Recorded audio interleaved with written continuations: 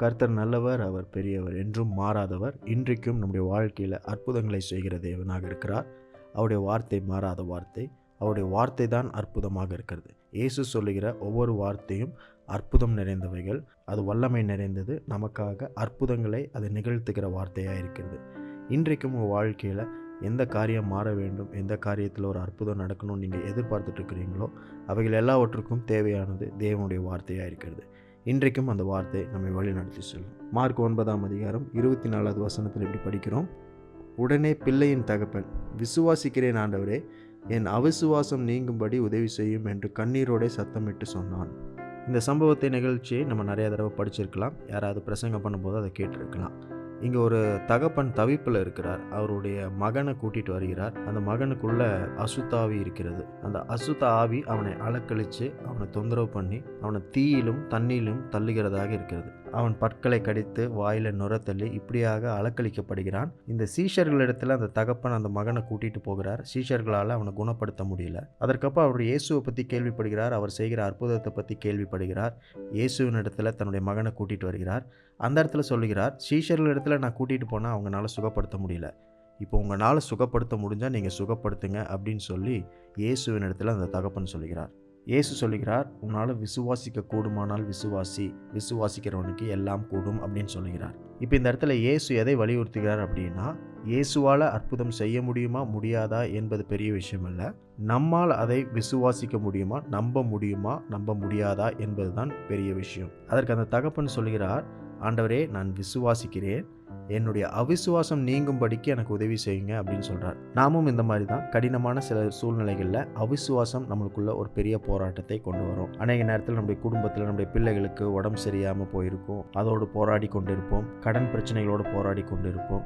திருமண வாழ்க்கையில் பிரச்சனைகளோடு நம்ம போராடி கொண்டிருப்போம். சில நேரத்தில் சோர்வுகள், வியாதிகள், பலவீனங்கள் இவைகளோடு நாம் போராடி கொண்டிருப்போம்.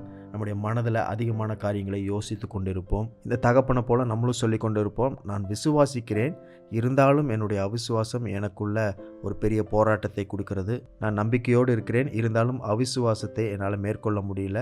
ஏதோ ஒரு சந்தேகம், ஏதோ ஒரு குழப்பம் எனக்குள்ளே இருக்குது அப்படின்னு நம்ம நிறைய நேரத்தில் யோசித்தது உண்டு, சொன்னது உண்டு. பாருங்கள், இந்த இடத்துல இயேசுவுக்கு அந்த தகப்பனுடைய நிச்சயமற்ற ஒரு விசுவாசம் போதுமானதாக இருந்தது. அவனுடைய விசுவாசம் பெரிய விசுவாசம் அல்ல, உறுதியான விசுவாசம் அல்ல, நிச்சயமான விசுவாசமும் கிடையாது.